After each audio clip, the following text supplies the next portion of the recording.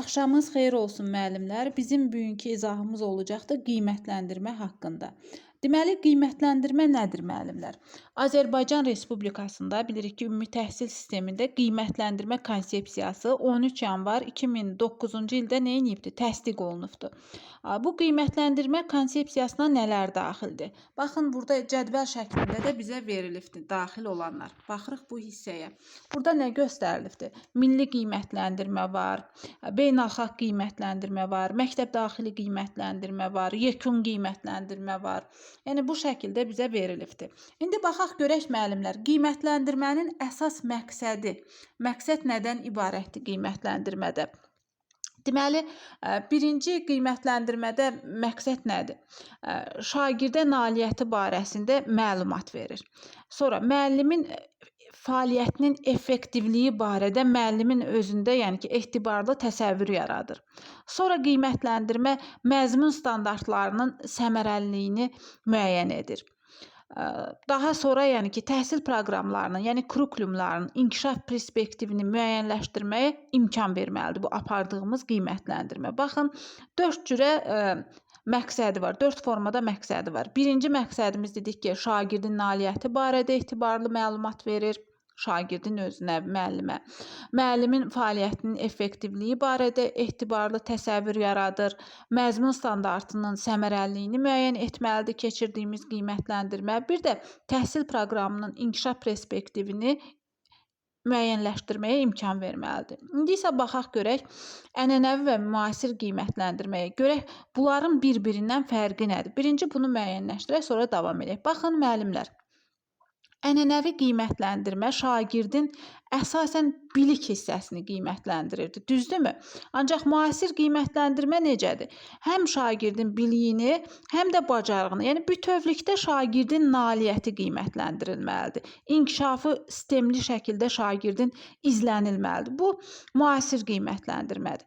Deməli, ənənəvi qiymətləndirmə necə aparılırdı? Bilirdik ki, ənənəvi qiymətləndirmə yalnız tədris prosesinin müəyyən bir hissəsində aparılırdı. Yəni, dərs bitən zaman nə edirdi? Müəllim deyirdi ki, verin gündəliyinizi, qiymət yazın. Bu ənənəvi qiymətləndirmədir. Dərsin bir hissəsində, yəni yekununda müəllim nə edirdi? Götürürdü gündəliyə qiymət yazırdı. Ancaq müasir qiymətləndirmə necə aparılır? Bilirik ki, hər mərhələdə müasir qiymətləndirmə, yəni dərsin hər mərhələsində nə eləyir? Tətbiq olunur. Bunu necə tətbiq edə bilərik? Məsəl üçün, jestlə də bir şagirdə başa sala bilirik də ki, onun məsəl üçün verdiyi cavabı necə qiymətləndirə bilərik? Mimika ilə, meyarlarla, məsəl üçün, yəni ki, bu formada şagirdi dərsin hər mərhələsində biz qiymətləndirmə, yəni ki, elə qiymətləndirməsini verə bilərik. Deməli, ənənəvi qiymətləndirmə bilirik ki, müəllimin subyektiv rəyinə, yəni şəxsi fikrinə əsaslanırdı. Ancaq müasir qiymətləndirmə müəllimin obyektiv rəyinə əsaslanır. Yəni, burada müəllim öz subyektiv fikrini yox, obyektiv şəkildə şagirdə rəy verir müasir qiymətləndirmədə. Deməli, müasir qiymətləndirmədə biz müəllimlər şagirddən həm bilik, həm də bacarıq tələb edirik. Daha sonra da onun inkişafını sistemli şəkildə izləyirik. Ənənəvi qiymətləndirmədə bilirik ki, qiymətləndirmə normaları var idi. Yəni ki, 2, 3, 4, 5, yəni bu qiymətlər var idi, normalar var idi. Ancaq müasir qiymətləndirmədə necədir? Qiymətləndirmə standartları var müəllimlər. Yəni, biz də şagirdlərimizi ənənəvidən fərqli olaraq 4 səviyyə üzrə qiymətləndiririk. Bütün bu danışdıqlarım müəllimlər oldu qiymətləndirmə haqda ümumi bir məlumat, ümumi bir başlanğıc. İndi isə baxaq görək qiymətləndirmənin prinsiplərinə. Bircə dəqiqə. Baxın, bu hissədən baxırıq. Deməli, bilirik ki, qiymətləndirmənin 2 dənə prinsipi var. Uyğunluq, ikinci adı olaraq buna validlik deyilir, bir də etibarlıq. Yadda saxlayırıq ki, müəllimlər, uyğunluq prinsipində nədir? Müəllim keçdiyi mövzuya uyğun nə verməlidir? Tapşırıq verməlidir. Yəni, verdiyim biliyə uyğun olaraq nə etməliyəm? Tapşırıq hazırlamalıyam. Bu olur qiymətləndirmənin uyğunluq prinsipi. Bəs etibarlılıq nə deməkdir müəllimlər?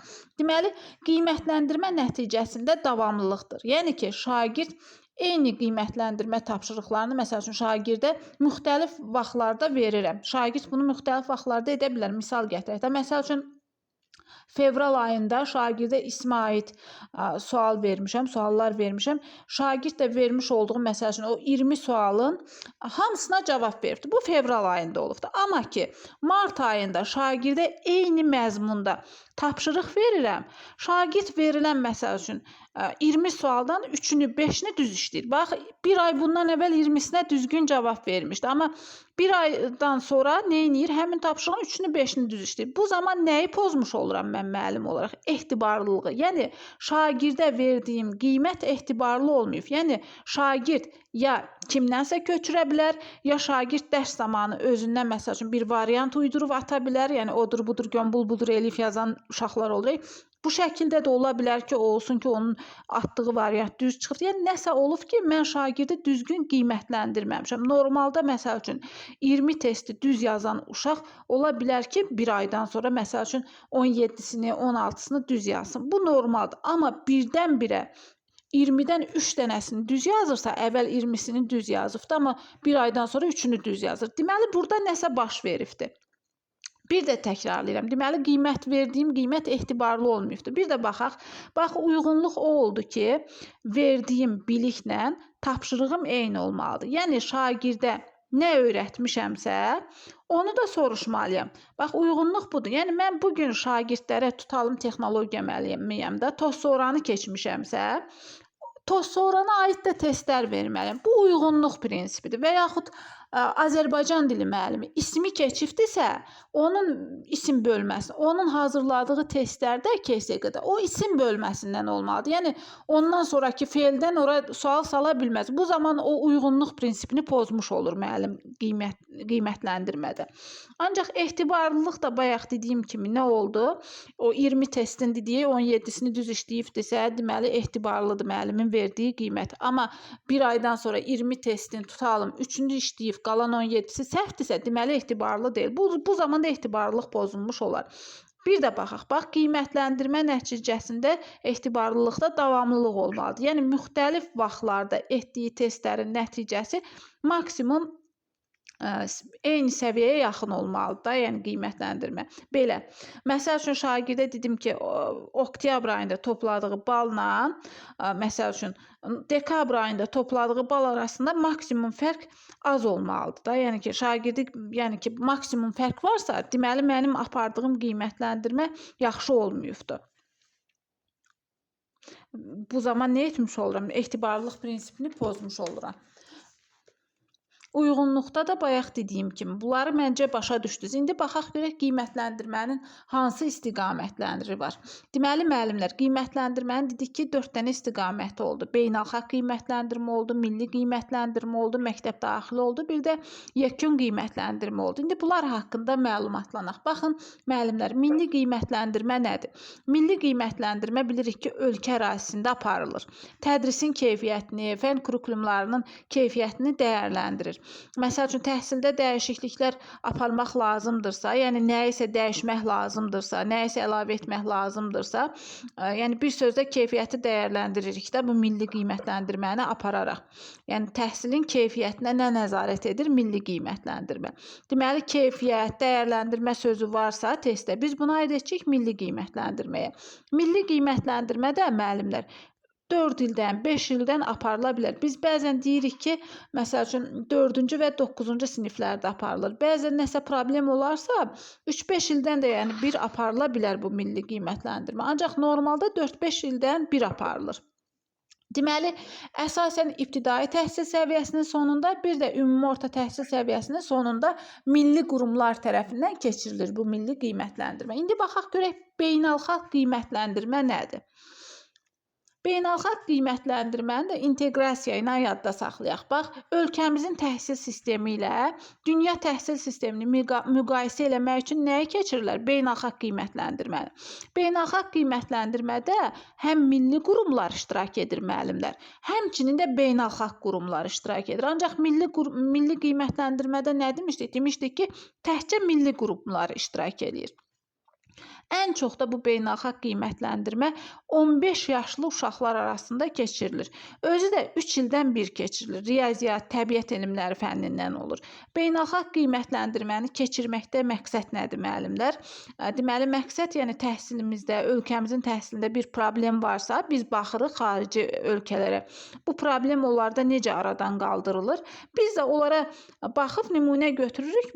Bu da olur təhsilin keyfiyyətini artırmağa xidmət edir. Bu beynəlxalq qiymətləndirmə.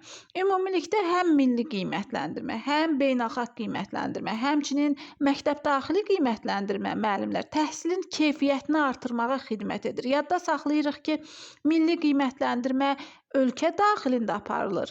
Milli qurumlar tərəfindən aparılır. Daha çox Azərbaycan dili, riyaziyyat, ingilis dili fənlərindən aparılır. Beynəlxalq qiymətləndirmə isə dedik ki, 3-5 ildən bir aparılır. 15 yaşlı uşaqlar arasında aparılır. Daha çox da təbiət elmləridir, riyaziyyatdır, fizikadır, kimyadır. Yəni bu fənlər üzərində aparılır. Deməli, ölkəmizin təhsil sistemini dünya ölkələri ilə nə edir? Bu beynəlxalq qiymətləndirmə müqayisə edir. Baxın, indi baxırıq görək yekun qiymətləndirmə nədir? Əvvəllər bu yekun qiymətləndirmə yox idi. Son 2-3 ildir ki, bunu salıblar. Məsəl üçün, əvvəllər deyirdik ki, qiymətləndirmənin 3 istiqaməti var. İndi ancaq deyirik ki, 4 istiqamət var. Bu yekun qiymətləndirməni də oraya əlavə eləmişik artıq. Yekun qiymətləndirmə nədir? Yekun qiymətləndirmə müəllimlər 9 və 11-ci sinifdə məsəl üçün şagirdin nailiyyətini qiymətləndirmək üçün aparılır. Bax, 9 və 11-ci sinifdə. Yekun qiymətləndirmə yadda saxlayırıq ki, belə deyək də 9-cu, 11-ci siniflərdə aparılır. Yəni ümumi orta və tam orta təhsil səviyyəsinin sonunda aparılan qiymətləndirmədir. Bax, səviyyənin sonunda aparılır deyirsə təhsil səviyyəsi. Bu olacaqdır hansı? Yekun qiymətləndirmə. İndi baxaq məktəb daxili qiymətləndirməyə. Səsim yaxşı gəlirmi ay müəllimlər sizə?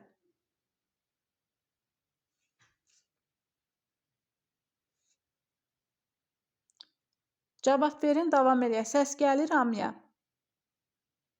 Bəli, müəllimə gəlir. Tamam. İndi baxırıq məktəb daxili qiymətləndirməyə. Baxın müəllimlər, məktəb daxili qiymətləndirmə şagirdin təlim nailiyyətinin müəllim və məktəb rəhbərliyi tərəfindən ölçülməsidir. Yəni həm müəllim tərəfindən ölçülür məktəb daxili qiymətləndirmədə şagirdin təlim nailiyyəti, həm də məktəb rəhbərliyi tərəfindən. Deməli, diaqnostik, formativ, summativ, kiçik summativ müəllim tərəfindən keçirilir, amma böyük summativlər rəhbərlik tərəfindən keçirilərək şagirdin nailiyyəti ölçülür.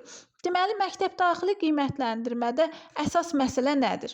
Şagirdin nailiyyəti, şagirdin irəliləyişi, bir də ki, şagirdin təlim standartlarına nə qədər yiyələnib, məzmun standartlarına nə qədər yiyələnibsə, onu ölçmək üçün keçirilir. Bilirik ki, məktəb daxili qiymətləndirmənin də müəllimlər 3 dənə növü var. Hansılardır? Diaqnostikdir, formativdir, summativdir. Bax, diaqnostik qiymətləndirmə deyirik ki, ilkin səviyyəni ölçür. Formativ qiymətləndirmədə nə deyirik? Gündəlik aparılır, şagirdin irəliləyişini, geriləməsini izləyir. Nə edir? İzləyir. Summativ qiymətləndirmə isə artıq şagirdin nailiyyətini ölçür. İndi baxaq diaqnostik qiymətləndirməyə. Deməli, müəllimlər, diaqnostik qiymətləndirmə nədir? Diaqnostik qiymətləndirmə necə aparılır? Birinci yadda saxlayırıq ki, şagirdin ilkin səviyyəsini müəyyənləşdirmək üçün aparılır diaqnostik qiymətləndirmə. Sonra təlim prosesinin düzgün istiqamətləndirməyə, yəni düzgün planlaşdırmağa müəllimə yol göstərir bu diaqnostik qiymətləndirmə. Müəllim diaqnostik qiymətləndirmə apararaq bilir ki, şagirdlə hardan başlasın? Hətta diaqnostik qiymətləndirmə şagirdin şəxsi həyatı barəsində də, yəni ki, müəllimə məlumat verə bilər. Sonra təlim strategiyalarını müəyyənləşdirmək olur, yəni ki, diaqnostik qiymətləndirmənin vasitəsilə, yəni üsulları zaten ona uyğun, onun vasitəsilə seçə bilərik.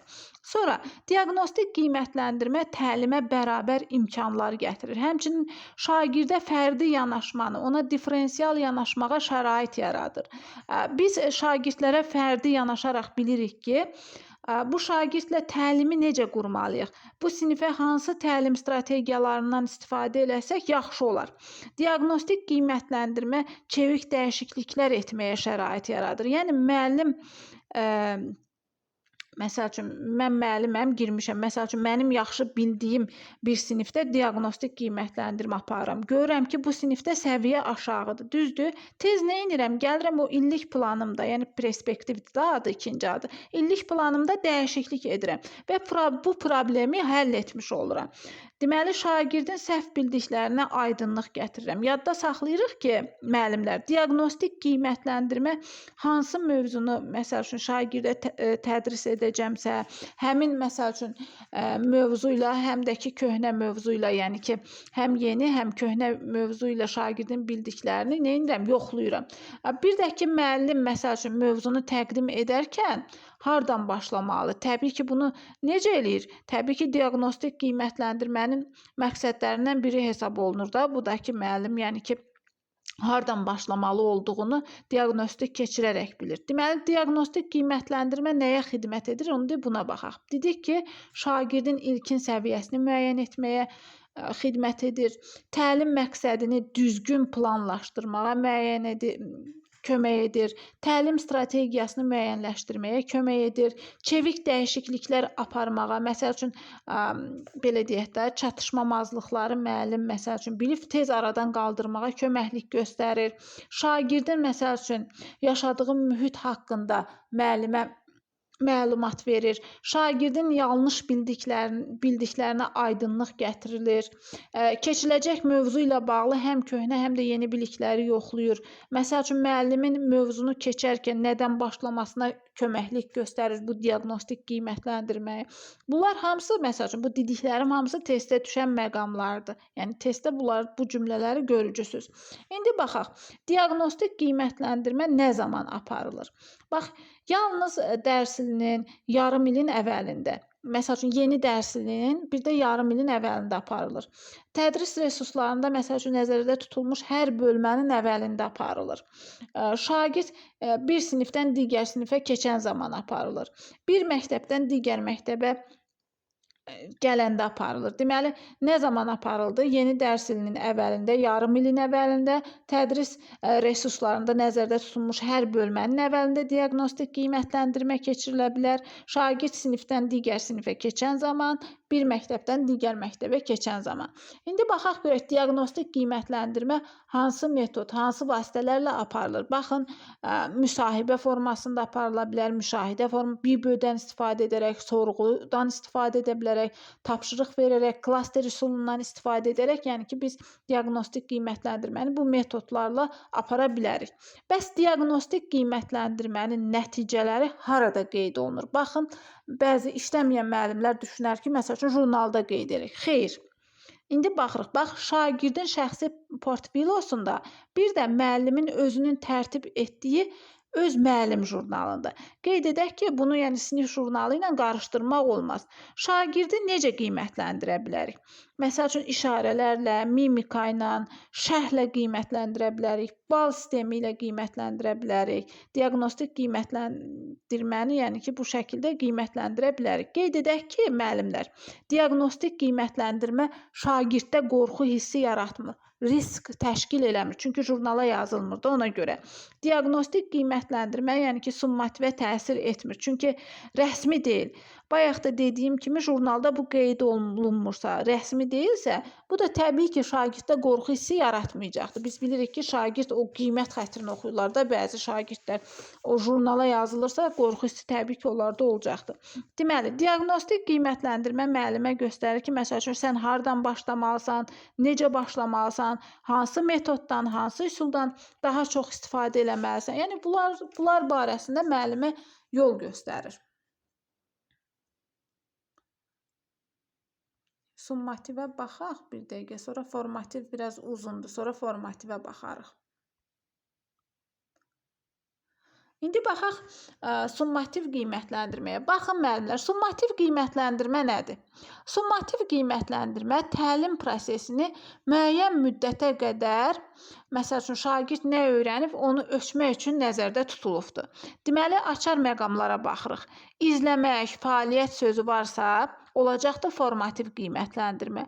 Amma nailiyyət sözü varsa testdə, ölçmək sözü varsa, bu olacaqdır summativ qiymətləndirməyə aid bu test.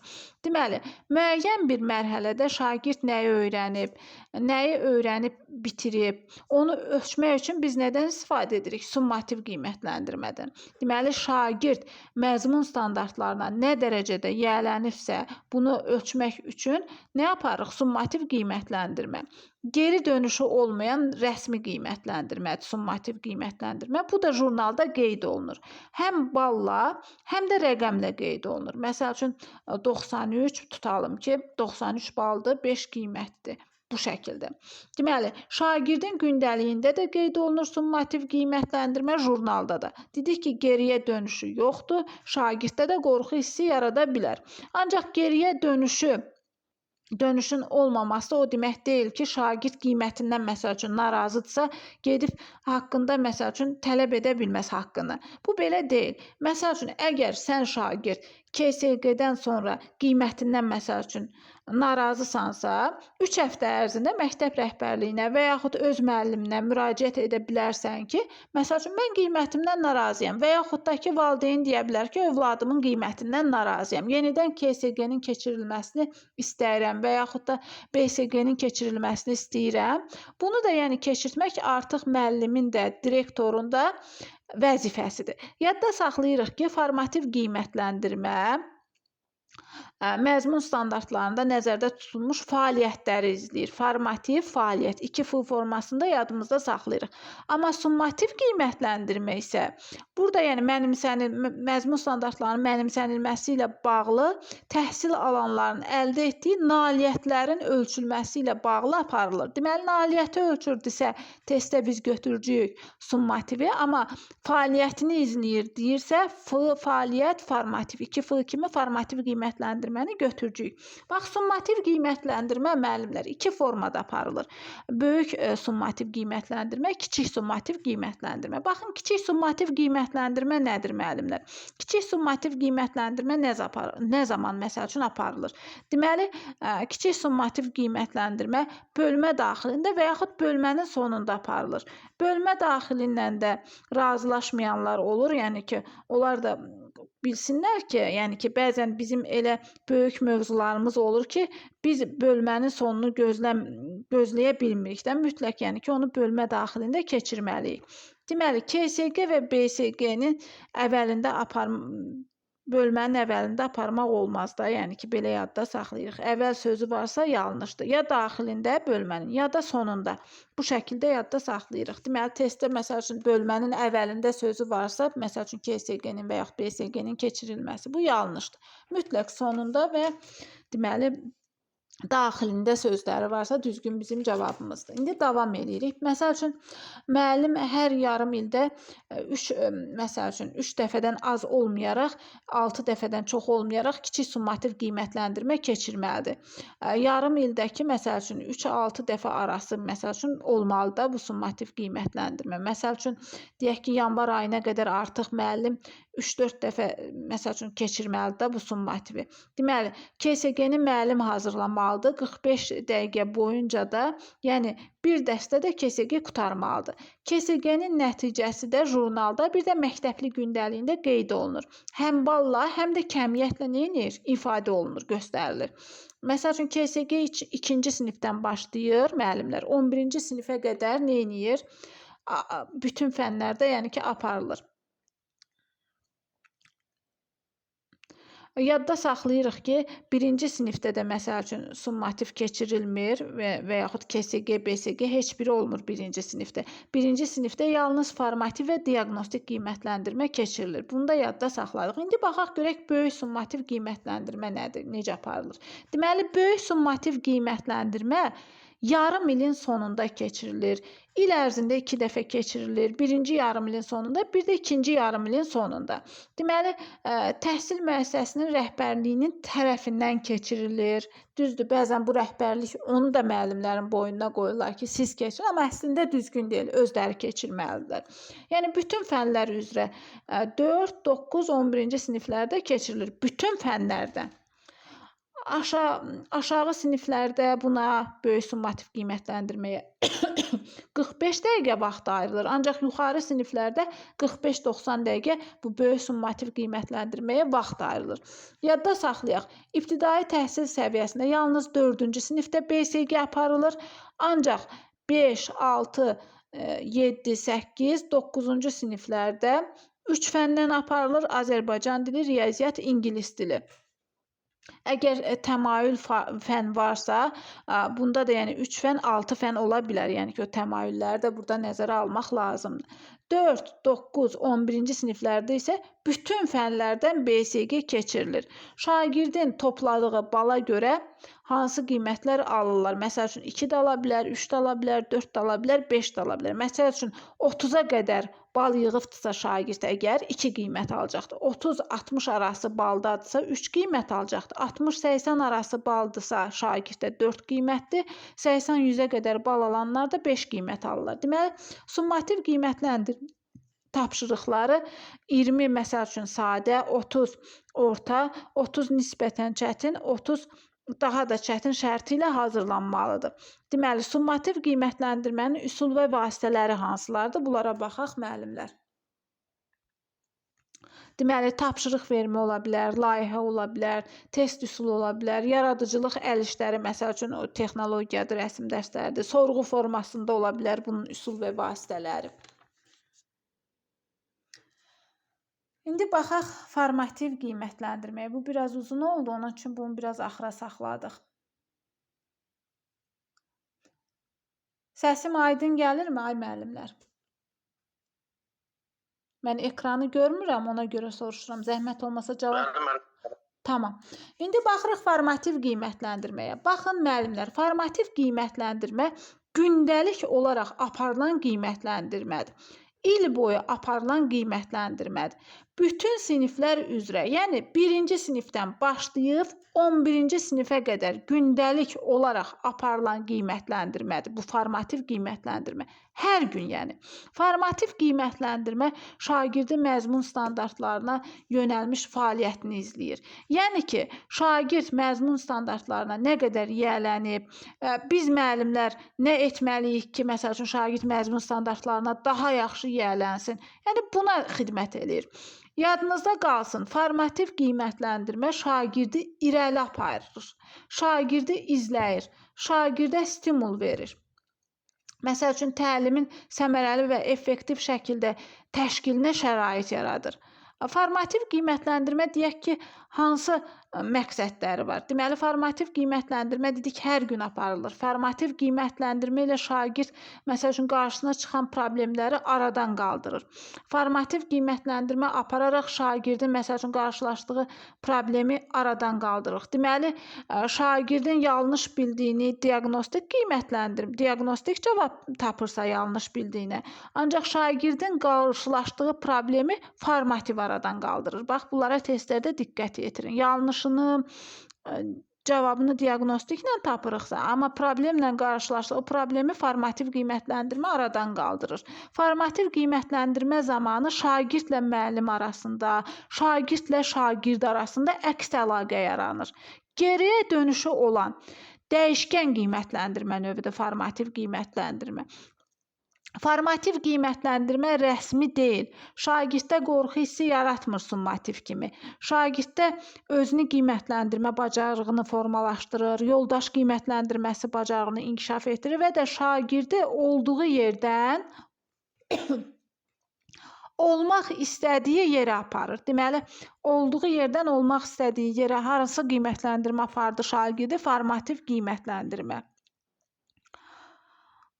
Deməli, yəni şagirdi inkişaf elətdirir. Həmçinin şagirdin uğur qazana bilmə səbəbini araşdırır. Yəni biz müəllimlər yəni ki, düşünürük ki, Nə üçün məsəl üçün bu şagird inkişaf etmir, nəyə görə uğur qazana bilmir? Yəni biz müəllimlərin təlim prosesini düzgün istiqamətləndirməyə bu formativ qiymətləndirmə şərait yaradır.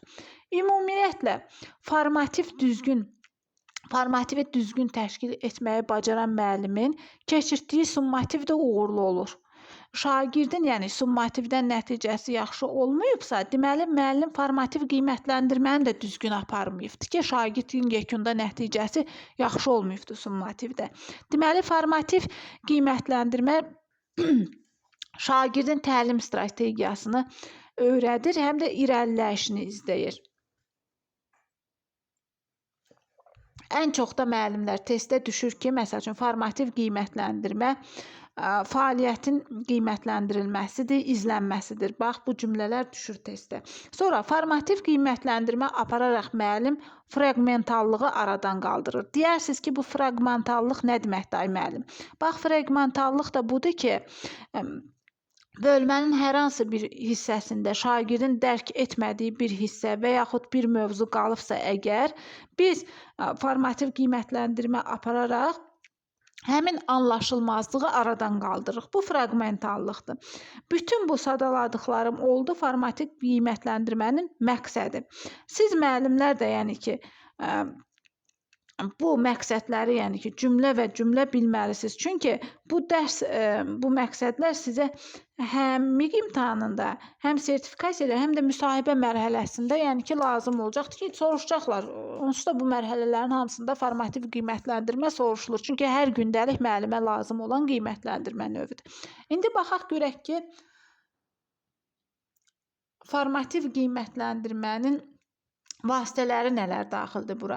Baxın, sual-cavab, sinif müzakirəsi, yoldaş qiymətləndirməsi, özünü qiymətləndirmə. Bunlar da formativ qiymətləndirmənin vasitəsidir. Müşahidədir, rublikdir, çıxış biletidir, doğru-yanlış fikirlərdir, şagird jurnalıdır. Bunlar əvvəl var idi, indi deyəsən çıxarılıb, testə düşmür bunlar.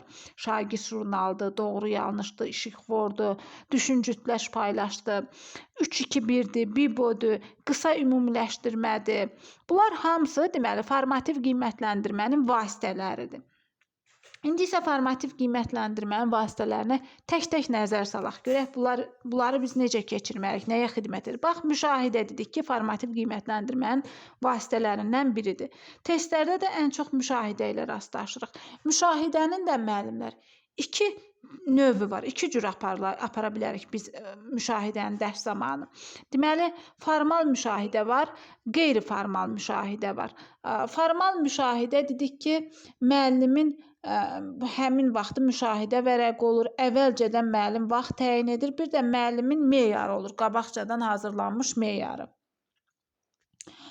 Müəllim, yəni ki, Axşamınız xeyir, günay müəllimim. Axşamınız xeyir olsun müəllimlər. Deməli, bir də var qeyri-formal müşahidə. Qeyri-formal müşahidə də müəllimlər təlim zamanı baş tutur.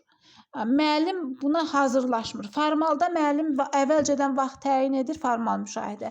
Əvvəlcədən hazırlaşır, əvvəlcədən müşahidə vərəqi hazırlayır, əvvəlcədən meyarlar hazırlayır. Amma ki, qeyri-formal müşahidədə müəllim, yəni ki, əvvəlcədən hazırlaşmış, spontan baş verir, birbaşa baş verir. Başa düşdünüz? Müəllim buna hazırlaşmır, sinifə daxil olur. Müəllim başlayır qeyri-formal müşahidə aparmağa. Yəni, nə meyar olmur, nə müşahidə vərəqi olmur, birbaşa baş verən bir şey olur. Deməli, müəllim sinifə daxil olur, istədiyi bölməni və yaxud istədiyi mövzunu şagirdlərlə müzakirə edirsə, bu qeyri-formal müşahidədir. Formal müşahidə isə müəyyən olunmuş meyar üzrə aparılır, müəyyən olunmuş vaxtda aparılır, müəllimin müşahidə vərəqləri olur hazır şəkildə, yəni bu şəkildə aparılır. Dedik ki, deməli, formativ qiymətləndirmənin vasitələrindən biri müşahidə oldu. Müşahidə də iki cürə aparıldı, formal və qeyri-formal formada. Formal formada deməli dedik ki, qabaqcadan müəllim hazırlıqlı olur, bilir ki, məsəl üçün sabah gedəcəm, mən filan sinifdə müşahidə keçirəcəm, müşahidə vərəqini hazırlayacağam. hazırlayır, meyarını hazırlayır və gedir həmin vaxtda da o müşahidəsini keçirir. Bu oldu formal. Dedik qeyri-formalda ki, spontan, yəni birdən-birə baş verir. Müəllim sinifə girir, birdən başlayır, kefinə düşür müşahidə keçirməyə. Yəni orada müəllimin nə müşahidə vərəqi olmur, hazır şəkildə nə meyarı olmur, spontan, yəni qeyri-formal müşahidə aparır. İndi baxaq görək formativ qiymətləndirmənin ikinci vasitəsi deyək də sual-cavaba. Bu necə aparılır? Deməli, formativ qiymətləndirmədə sual-cavab ən əsas vasitələrdən biridir. Bu suallar da iki yerə bölünür. Qapalı sual da ola bilər, açıq sual da ola bilər. Necə ki, düşüncə tərzi var idi, Karol Dweckdə qapalı, açıq düşüncə tərzi. Baxın, suallarda da həmin formadadır, sual-cavabda. Deməli, qapalıdır, açıq suallar da ola bilər. Bu da formativ qiymətləndirmənin vasitələri. Deməli, qapalı sual yaddaşa əsaslanır. Qapalı sualı tez cavablandırmaq olur. AT isə, yəni aşağı təfəkkür səviyyəsinə inkişaf elətdirir. Sualı verən tərəf də dialoqa nəzarət edir. Suala məsəl üçün müəllim nəzarət edir, çünki o qapalı sualı müəllim verir. Çünki verdiyi sualın da tək cavabı var. Yəni ki, aydındır da, konkret bir cavabı var. Deməli, müəllim də sualın cavabını bildiyi üçün suala nəzarət edə bilir. Bu oldu qapalı sual. Ancaq açıq sual şagirdi düşünməyə, refleksiya etməyə sövq edir. Daha çox şagirdin yuxarı təfəkkür YTS, yəni yuxarı təfəkkür səviyyəsini inkişaf etdirir bu açıq suallar. Deməli, dialoqa nəzarəti şagird edir, çünki müəllim bilmir ki, şagirdin verdiyi cavab nə olacaq. Yəni ki, konkret cavabı olmur da bu açıq sualın. Şagird düşünərək verir, təfəkkürünü işə salaraq verir. Ona görə də nəzarəti şagird özü edir, yəni ki, o dialoqa, açıq sualın olduğu dialoqa.